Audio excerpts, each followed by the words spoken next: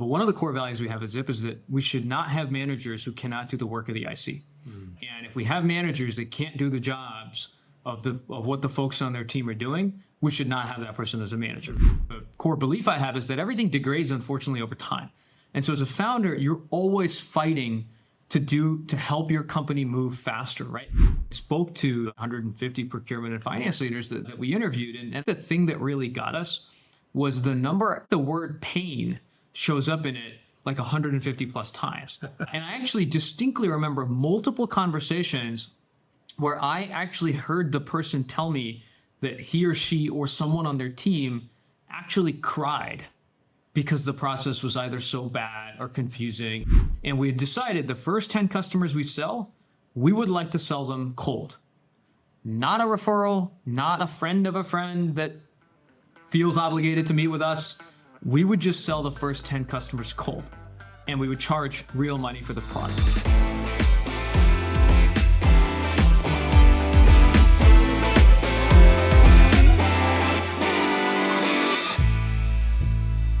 Hello, everyone, and welcome to FinTech Leaders, coming to you from New York City. I'm your host, Miguel Armaza, and I'm a co-founder of Gilgamesh Ventures, a venture capital fund that backs early-stage FinTech entrepreneurs. If you enjoyed this conversation, I invite you to leave a review on Apple or Spotify so more people can learn about FinTech leaders. In this episode, I traveled to San Francisco for a conversation with Rujul Zaparde, CEO and co-founder of Zip, a leading SaaS and fintech platform recently valued at $1.5 billion that's focused on bringing smarter procurement and spending software for small and large enterprises. Founded in 2020, Zip today serves hundreds of clients, including giants like Snowflake, Coinbase, Reddit, Canva, Databricks, and Discover. Zip has raised over $180 million in equity from CRV, Y Combinator, 22 VC, and Tiger Global.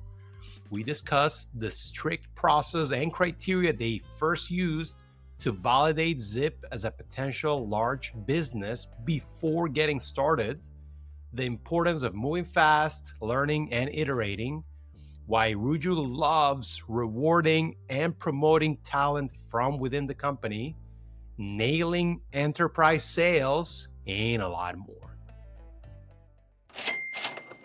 Thanks for having me. I'm excited for this. I'm very excited. There's a lot I want to talk about with you. Maybe let's start with FlightCar, your initial venture. I hear that you decided to go after it and you were working on it for 5 years, but you decided after a 1-hour meeting. That's right.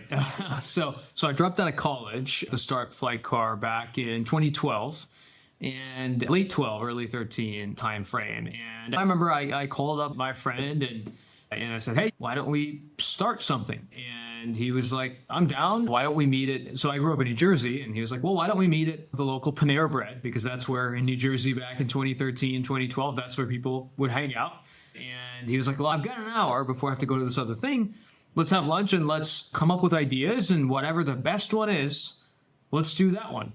And I was like, that sounds awesome. That sounds like a great plan. And so we go to Panera Bread. This was on a Sunday, I think. And you're like 19 or how? Yeah. Unfortunately, I was younger. I was 17 actually at the time. And we're talking, and my friend Kevin, he's telling me he's like, hey, have you heard of this thing called Airbnb? And I was like, no. And he was like, well, it's like people are sharing their houses with other people. And I remember thinking, oh, really? They're doing that? I had no idea. And so we keep talking about it and wait a minute. So if the most expensive thing the average person owns is their house, the second most expensive thing has got to be your car. And when do you not use your car? You don't use your car when you're traveling. And this is a world that's mostly pre-Uber being a thing or Lyft, right? And before rideshare. And so we were like, well, people are driving to the airport, parking their car in one parking lot. And then all these people are coming in and paying lots of money to rent cars in a different parking lot. I mean, that sounds really inefficient. And so that was the idea for FlightCar. We would give you free airport parking by renting out your car to somebody else fully insured. And it took us that hour, and then we did it for almost 5 years. And I can tell you more about it later, but we certainly took a very different, almost the exact opposite approach when we started Zip a couple of years ago. What do you think would have happened had you not dropped out of Harvard? Oh, well, I think I probably would have eventually either dropped out or who knows, maybe I would have completed. But I certainly think I would have, like, I know for a fact I would have left and started something. Would I have lasted all 4 years or not? I have no idea. This is a matter of time. It was a matter of time for me starting something. So the interesting part is that Airbnb was your inspiration for FlightCar, and then you go out to join Airbnb after FlightCar, right? A lot of people have been talking about Airbnb the last couple of weeks, specifically about Franceschi because of his speech about founder mode versus manager mode. And of course, Paul Graham now popularized it. How does this concept manifest itself at Airbnb? Yeah, so I have a tremendous amount of respect for Airbnb and for Brian. And Brian was actually one of my angel investors way back at FlightCar. And he was so kind to have spent time over the years, every 6 months or whatever it was. And I remember visiting him at the Airbnb office and telling him about the problems I was experiencing at FlightCar. And he would always give he always had so much wisdom to share with me. And that's something that I always remember. And so after FlightCar, we ended up doing an asset sale to Mercedes-Benz. And then I kind of thought through, well, what do I really want to do? I knew I was going to go and start another company. And I felt that in that interim period, I should go work at a real tech company. And I'll learn from that experience. And the company that I had always respected the most was Airbnb. Yeah. And so I ended up joining Airbnb in 2017, working as a product manager initially on the experiences business at the company. And what I got to see there was what I think Brian was talking about when it comes to founder mode, just around, it was a new business. Experiences was a new business at the company. And every Friday, there would be a Brian review, is what it was called internally, which was whatever the team had worked on the last 7 days, we would walk through it in detail with Brian. And I was always just amazed by how much focus there was on detail, right? Like the quality of the screens on the Airbnb mobile app, on the website, every single detail was scrutinized, and Brian really cared about it. And I got to realize that only you have to care so much in a position of leadership about every detail, because that is how you lead by example. And if you don't care about it, then you bet someone at the company is going to think, oh, well, I can skip this, I can skip that step because it probably doesn't matter. But actually, that's how things degrade over time. And so I really learned how important it is to really focus on the detail and how much sort of leading by that example matters. And the key there is that example cascades through the culture. Absolutely, right? I think it's one of those things, you have to set the watermark. I think one of the things that I've also learned, or just a sort of a core belief I have, is that everything degrades, unfortunately, over time. And so as a founder, you're always fighting to help your company move faster, right? The more people you add into the organization, whether you like it or not, you create more process. You create more bureaucracy, whether you like it or not, you do.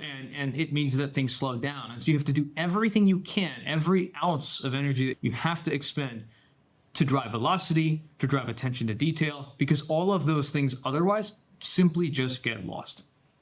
It's interesting, that process creation that happens within companies is partially why you exist, right? Why Zip exists. And you just mentioned that you took the exact opposite approach to launch Zip as the approach that you took to launch FlightCar. Maybe related to this, tell us about the bomb test. What is that? So to give you a little bit of color, when Lou and I started Zip, we had both met at Airbnb, and we both faced this problem around procurement and the process involved with procurement at Airbnb. And we had both decided we were going to do a company together. And for some time, we didn't know what. It took us some time to get to the idea that ended up becoming Zip. And as part of that, we had developed a list of, I think it was 16 criteria that we would make sure that the idea that we work on meets as many of the 16, if not really all 16. And I think Zip actually did end up meeting all 16. Right. One of those criteria was the bomb test. And so what the bomb test was, and to be fair, it was written pre-COVID. And so back when people were all coming to the office, and the bomb test goes, if everyone at the company is in the office one day, including the founders, it's very morbid, and a bomb goes off, and everybody at the company perishes, including the founders, on the 1-year anniversary of the date of the bombing, is the company's revenue, its ARR, the same, less than a year prior, or more than a year prior? And the correct answer is more than a year prior. And if you think about it, what does this mean? Well, it's a test to help ensure you don't have a services business that looks like a software business, right? If it's a service business that looks like a software business and you have no employees, the revenue will go to zero. That's a very simple test for services. 1. 2, it's also a test for, like, many businesses have natural tailwind. A great example of this is probably Stripe, right? Like, Stripe makes money for every card swipe. Generally, economies in the world grow, and generally companies grow, and generally there are more swipes next year than there will be swipes this year. And that kind of pattern, generally speaking, holds. And so you have this like amazing and incredible sort of tailwind in the business that just kind of lifts it, that lifts net revenue retention, that lifts growth. And it's just easier to create success when you have tailwind. It is just that much harder when you have headwind. And so that's kind of the second sort of point of validation for the bomb test. I read those 16 items, the 16 points that you wrote.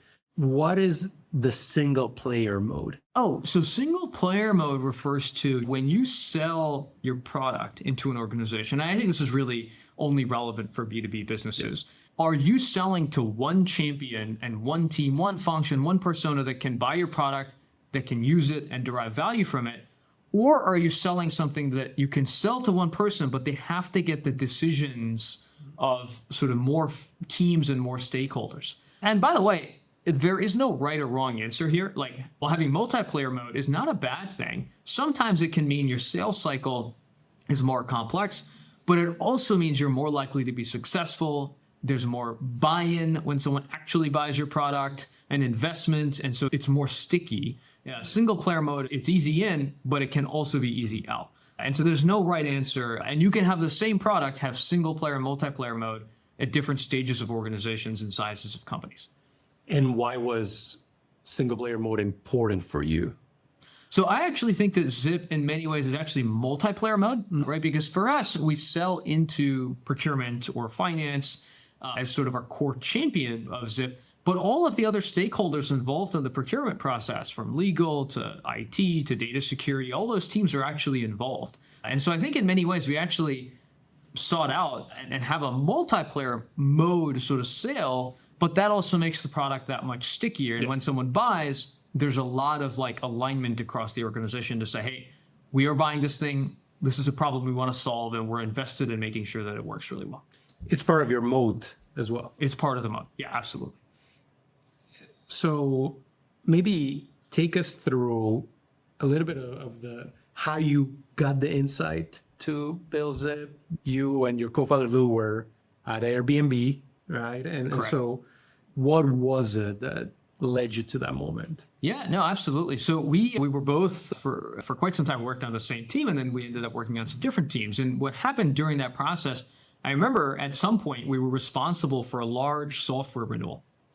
And we had to go through the process of procurement and realize that we had to submit our information for this renewal in so many different systems for different teams, right? For the IT team, because it was software in one system, for the risk team in another place, in another system, for the privacy team in another system, for the budget and sort of procurement review and sort of the ERP financial system. And so we had to submit like 5, 6, 7 intakes, if you will, of roughly very similar information, what you were buying, how much it costs, like the same type of information.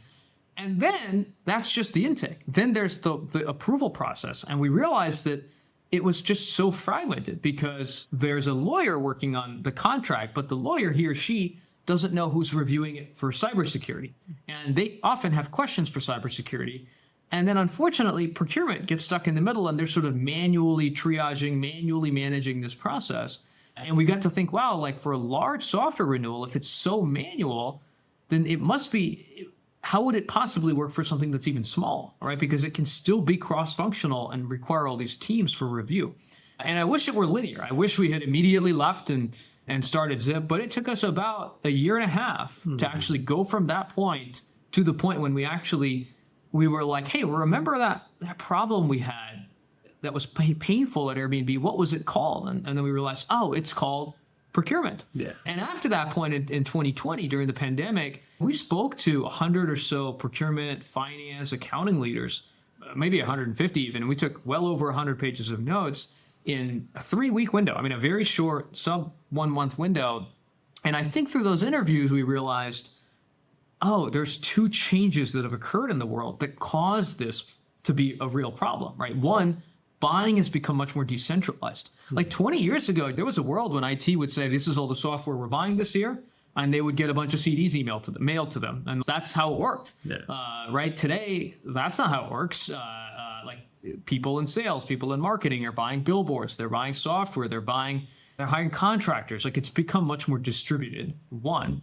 And two, the review of spend has gotten to be so much more cross-functional than really ever before in the history of companies. Because 15, 20 years ago, companies did not have cybersecurity teams. There was no GDPR. There were no privacy teams in the way that they are today. All right. And so review of spend is not just about how much money something costs. It's about the risk that it carries. And that has really changed in the world.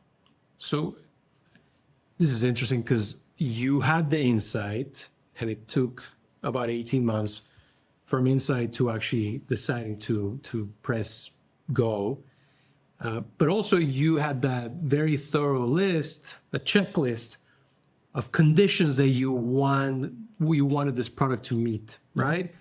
One of the quotes that I like about that Jeff Bezos has said is data is useful and you should use it, but the most important decisions are made with instinct, intuition, taste, and heart.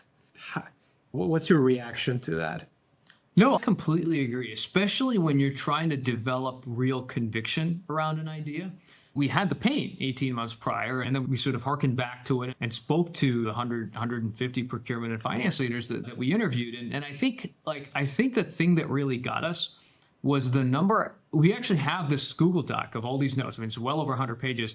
And I think the word pain shows up in it like 150 plus times. And I actually distinctly remember multiple conversations where I actually heard the person tell me that he or she or someone on their team actually cried because the process was either so bad or confusing, or they were so frustrated with the incumbent software solutions that they were compelled to use. And I remember thinking, wow, if someone is crying, they're literally crying in their job. And they're like, I have never cried in my job here or at Airbnb or at FlightCar. Like, I don't recall crying, right? And so people are crying over this process. I mean, boy, it must be bad. Like, there must be something missing in the world, and we can solve that. And I think that's like, you have to be really confident. Like, the criteria, it's all valuable, but like, you have to solve a real problem. It's got to be painful. And so that, I think, to your point, that was an anecdote, right? Or a series of anecdotes, and that gave us conviction ultimately. Yeah, I prior to what I do today, I was in banking for close to a decade, and one of my stints at Citigroup in New York was spending some time in their procurement department for treasury and trade solutions. And I mean, Citi has like 1,000 I bet. suppliers or vendors just for that division. It was painful. So I imagine I can see that word cloud and like pain being the biggest one, most likely. Yeah, and it's a space where pain increases as size of company increases, and certainly, especially for companies that are more regulated, right? Financial services being one of those. Why wasn't Airbnb your first customer? Well, I think it took us, we wanted to start, right, by focusing on a segment, focusing on a size of customer that we could service well at the time, right? And of course, when you start, it's just you, really. I mean, there was a day when it was just me and Lou, and we had no customers, we had no revenue, and we barely had something that we could say was a product, right? Every company starts that way. And when you start in that sort of place, you have to sort of earn your way up in the world, and you have to work your way up. And so we started with smaller companies, still companies with hundreds of employees, but smaller companies in the big picture, and then worked our way up. And I think that has certainly evolved today to be much more of a focus in the enterprise. And that's where we see a lot of momentum in our business. Did you know any of these companies? Oh, so we were actually very clear. When we started the company, we were stringent with the list of 16 criteria, of course, and we had decided the thing we can't get back is our time. And we want to make sure that what we work on, it's going to be the idea that works. And we had decided the first 10 customers we sell, we would like to sell them cold. Not a referral, not a friend of a friend that feels obligated to meet with us. We would just sell the first 10 customers cold, and we would charge real money for the product. And if we could sell them cold and charge real money and people would pay us, well, then that would mean that we were much more likely to have some notion of product market fit and demand in the world than not. And so that's what we did. The first 10 customers that we closed in 2020 when we started Zip, we reached out to them cold. We reached out to them via email, on LinkedIn, and we sold them cold. And how did you figure out what was the right price point?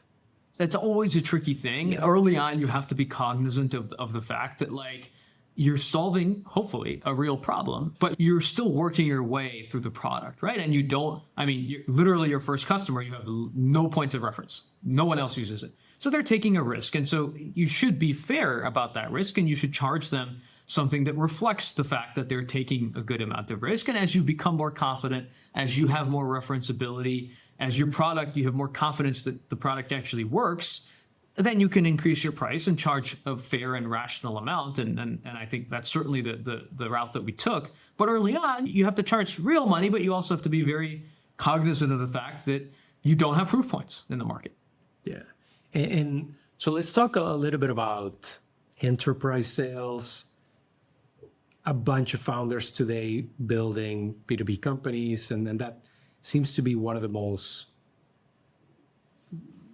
common problems, right? Like figuring out enterprise sales. What was your journey? Obviously, initially you were leading it, I assume. How did it evolve from there? Yeah, we've always had, we're not a business or a company that has a PLG motion, a product-led growth motion. We have a sales organization, we have a marketing organization, we conduct sales, and we have a more traditional sort of top-down sales motion. And that started off, of course, as one of the two founders. Lou built the product, which was the hard part, and it was me that was selling early on. And you do that because that's how you learn. And over time, when you sort of get to a point where you're like, hey, you know what? I'm actually sales is actually a really good mechanism with which you can learn, right? But when you get to a point where you're like, okay, this part of sales, I'm not learning, I'm doing it just to close a deal or create a deal, an opportunity in the sales cycle. Okay, now it's maybe time for me to fire myself from that portion of the sales funnel, bring on board the right person to help sell, and then continue to sort of fire myself from more and more parts of the sales motion. And the fortunate or unfortunate part is you never actually fire yourself fully. You're always still involved, just like I am involved today, but for a different demographic, different segment of customers, and so forth. And so it's all about learning and then building repeatability where it makes sense. And the learning, I guess, is so critical because you take those learnings and you bring them back to Lou and the team, right? As a founder, and the idea is that someone who you would hire very early, who's not a founder, wouldn't necessarily be bringing all those learnings, would have all the context. Oh, 100%, right? Because ultimately you have to take that feedback and figure out what part of the product, will you build, not build, or is this actually a product market fit issue and the whole thing is off, right? And you can only do that if you're one of the founders of the company because it's just so fundamental to the DNA of what the organization actually is. I'll tell you though, what really helped us early on, and this is probably unique and something it's hard to replicate today now that we're in the post-pandemic world. But back in 2020, we were all at home, and the early team members, as we grew the team, we would get every Zipster, we call everyone here at Zip a Zipster, we'd get every Zipster a Facebook portal, which I think is a device that Facebook no longer sells, and I'm sure was designed for grandparents to chat with their grandkids and things like that. But we would get every employee a Facebook portal, and it has a Zoom app. And so everyone, when they would start in the morning, we would all we would have it right there, and we'd have our laptop, and we'd just join the Zoom meeting, say hello, and then mute ourselves. But the one person at the time that was doing sales was me. And so whenever I would do a sales call or I would talk to an early customer, I would actually lower my volume and I would leave myself unmuted. And so our early engineers, our early team members, everyone would actually be able to hear the entire sales conversation. And I realized over time that was so valuable because the entire team like had deep context on like what was working, what wasn't working. It was ultra transparent. And also I got feedback. I was like, hey, Rujul, you shouldn't, what if you said it this way? And so we would sort of discuss and break apart these calls at the end of the day every day. And that was like it's all about iteration and like learning and like not just learning, but then doing something with the knowledge that, that you derive. And like that really helped us build a really close feedback loop. Obviously that broke it at maybe 20 or 30 people or even sooner than that. But, and then we stopped doing that, but that was really valuable for us. I get it that it broke after a certain number of team members, but I'm sure that culture of transparency kind of has stayed within the culture, within the company today. How does it manifest itself today? I mean, I absolutely think it has. And it comes down to Lou, me spending a lot of time with customers, with prospects. I mean, I think we're each, we're meeting at least 20, 25 customers each a month. Right. And I want to know from that, like, what's going well? What's more importantly, not going well? What can we be doing better? Are you happy? Are you not happy? Like, those are the questions that we try to ask because we're here. Like, you have to, like, if there is not customer love, nothing else matters. And I know people say that out there in the world, but at Zip, we really do try to live that. And it's not easy because there's so many trade-offs, but you can't do that if you don't try to practice that yourself.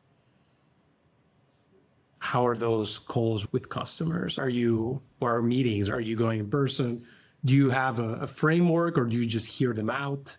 Oh, these days it's nearly all over Zoom. That's also, I feel like most of my calls and meetings are not in person. They're in Zoom these days. So it's certainly over Zoom. It's a combination. Some of those are newer customers. Some of them I have met, probably 100 times because I've gotten to know them. They're earlier customers. And so some of them have just really candidly developed into friendships because we've just spent so much time together on Zoom, but we've spent so much time together. So those are certainly much more unstructured. But I always try to dig in and we try to start in a more open way, but try to ask the right follow-up questions, right? Because if you're actually listening and you're asking the right follow-up questions and you go one or two questions deep, you can get to the truth and you get like much more crisp feedback on what is maybe broken or what can be going better. And so I found that it's actually fine to kind of start with a wide surface area, but go deep by asking the right questions. You mentioned that you started remote. You obviously had everyone listening to the entire company at the beginning. Have you switched now? Have you pulled back to in person now that you're a 300-person company? So our main office is here in San Francisco. All of our product engineering and design teams we only have here, and then we have a small office in New York, so only between those two locations. The rest of the company is pretty distributed, and so we've got offices here in New York, in Toronto, Dallas, and London, and so we've got folks there, and then we've got probably 40% of the company or something like that is in a non-office location. So the honest answer is it's complicated, and it's all over the place, and it varies based on the function and the role and all of that. And what did you learn about building a distributed company from day zero? Well, I guess it's tough. Communication can be challenging. And I think the other thing that's important is you don't really want to have individual teams that are like half in person, half remote. If you have a team that's fully remote and you have another team that's fully in a specific location, that, for obvious reasons, I think, seems to work much better than something in the middle. And I think that's a lesson we've learned over time. One thing I've read that you say is that your category is the last great horizontal opportunity in SaaS. Can you expand a little bit on that? Yeah, so it's not something I should take credit for. It's something that someone said to me. And she was like, hey, I think you guys have found like the last horizontal opportunity in SaaS. And I was like, hey, well, what do you mean by that? And I think her point was there are so many SaaS companies out there, B2B SaaS companies. And so a lot of startups and companies are now focused on specific SaaS niches in the world. And I think we're fortunate in that we've found the opportunity that we work on is a very complex problem inside of organizations that is very horizontal. And we have customers that are large publicly traded retailers to banks to life sciences companies that are doing drug discovery, to, of course, tech companies. And we've found that it's just a very distributed problem. Like any organization in really any industry above a certain size has the procurement, intake, and orchestration problem that Zip solves for. And so we've found that it's just very horizontal. And why do you think entrepreneurs left it for last, the best for last? Oh, well, what? I don't know if it's the best for last, but it's certainly one of the last. I think it's because it's such a complex and convoluted problem that I think that most founders are product and engineering background people. I mean, Lou and I certainly are. And if you work in product or engineering, you kind of don't interface with procurement and the guts of how a company works and the ERP and accounting rules. Like it's just it's like an alien language, right? It's like just something else. You don't interface with it so much, and so you don't see it as much. And so you're less likely, you cannot solve for a problem that you are unaware of.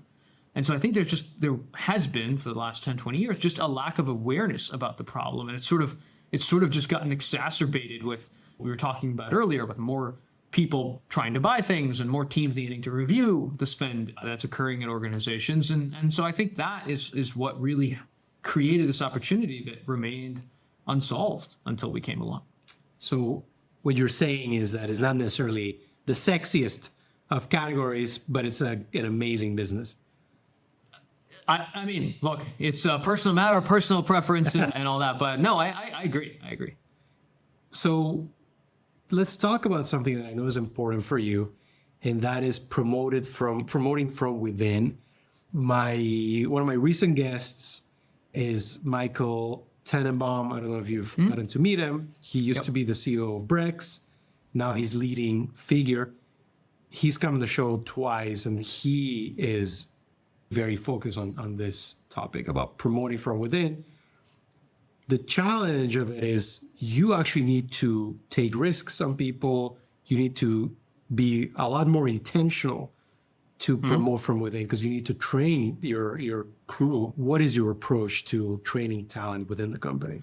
So I could not, by the way, agree more about this. One of the core sort of values that we have at Zip, and to be fair, we're still learning, and I'm still personally learning, but one of the core values we have at Zip is that we should not have managers who cannot do the work of the IC. And if we have managers that can't do the jobs of what the folks on their team are doing, we should not have that person as a manager. And what I found is if you elevate from within, you get the person that, like, we want to bet on people that like want to learn. They want to get better. They're trying. They like that actually goes such a long way, that level of motivation. And like, it's such a great example for the company, for their team. And they have the trust of their team, right? Because this person was literally just now doing the jobs. They're all the way in the detail. They understand how it works. They know deeply how to be successful in that role because they were in that role. And especially as you grow, you can't only promote from within, though Lou, we really want to at Zip. You have to, at some level, if you're growing very quickly in terms of headcount, you have to hire external managers.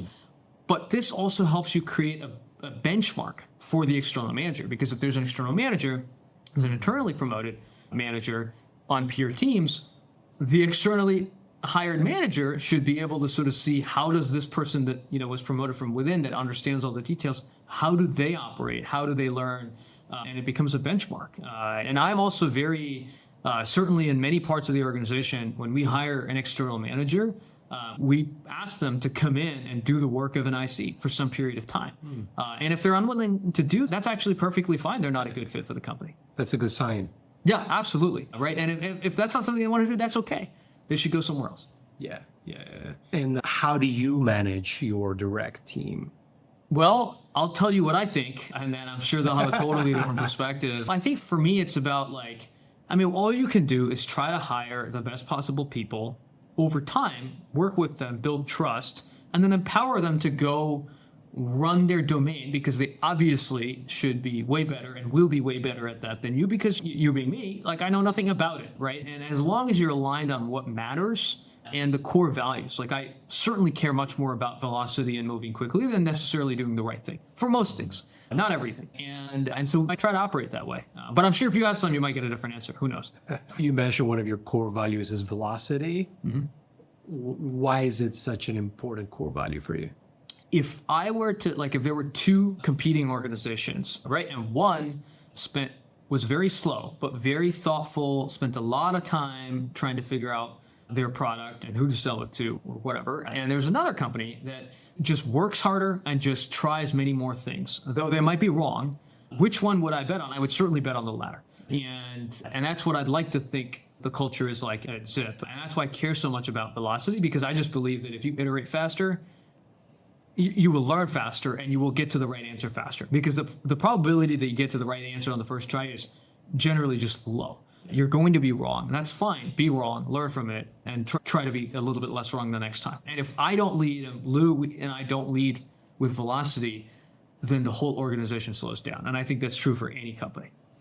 What you're saying is that the life of an entrepreneur is making a lot of decisions on a daily basis and constantly course correcting based on the feedback.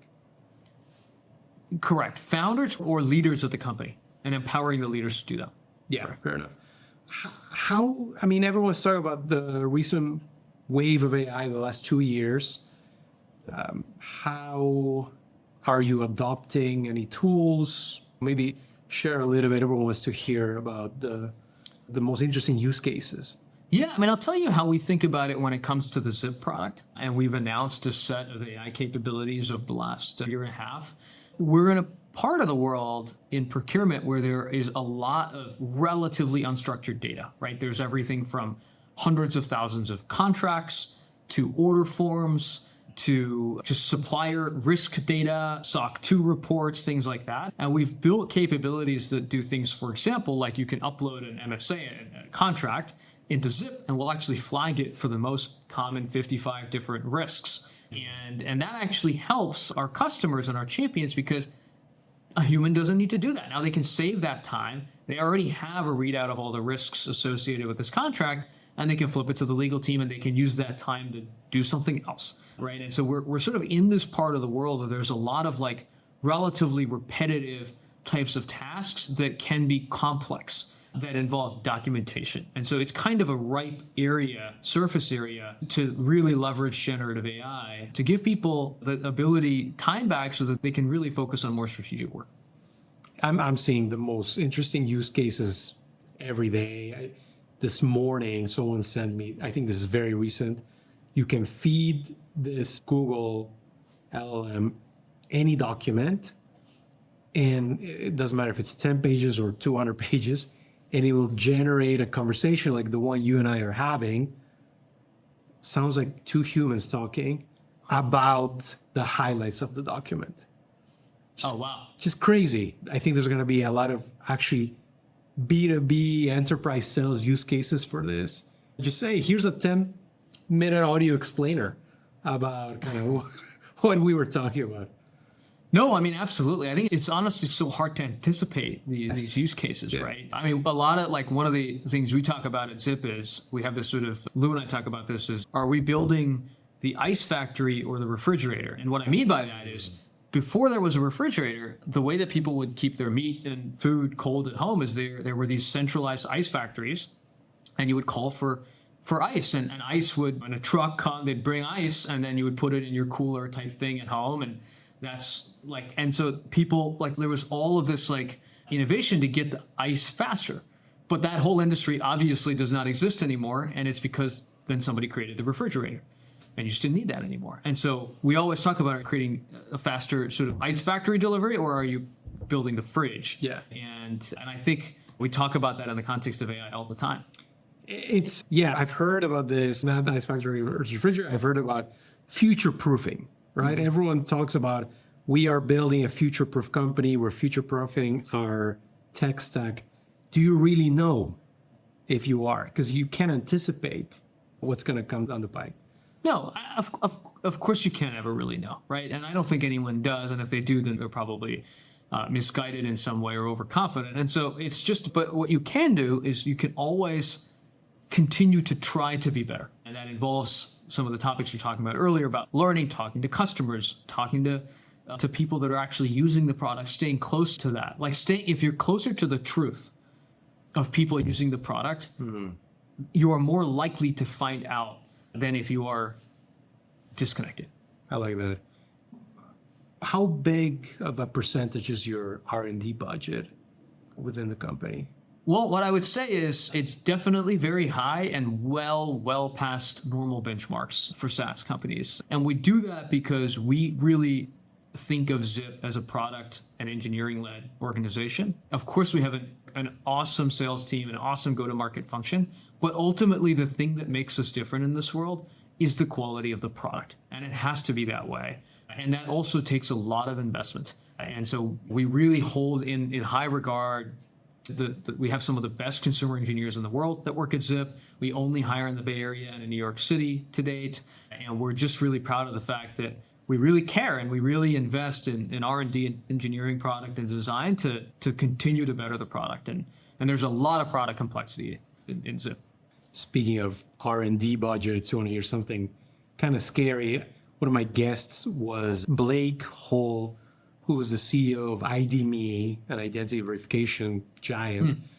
And of course, they keep track of all these fraud groups around the world. And there's all sorts of fraud LLMs. And some of these groups, they're investing up to 25% of their revenue.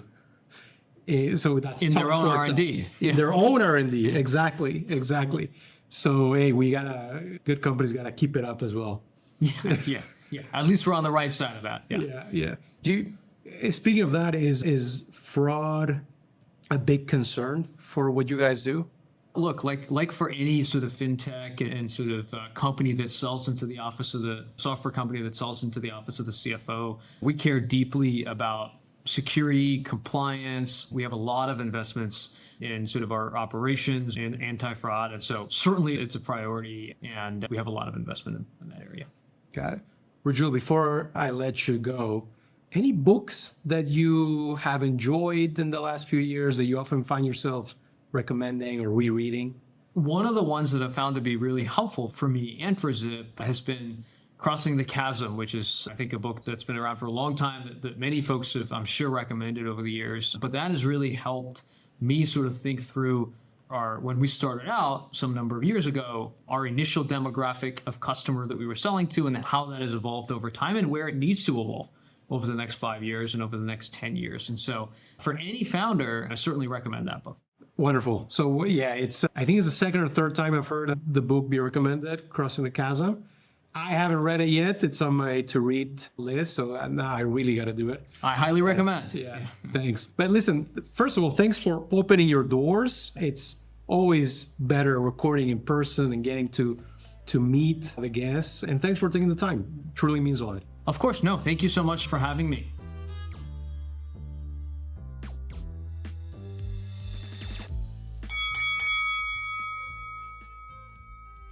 Thanks for tuning in. I hope you enjoyed this great episode with Rujul, CEO of Zip. If you want more interviews, make sure to subscribe, follow, and leave a review on Apple Podcasts, Spotify, or whatever you get your shows. It helps and truly means a lot. And if you have any suggestions or thoughts about the show, just drop me a line on Twitter or LinkedIn. Signing off till next week, I'm your host, Miguel Armaza.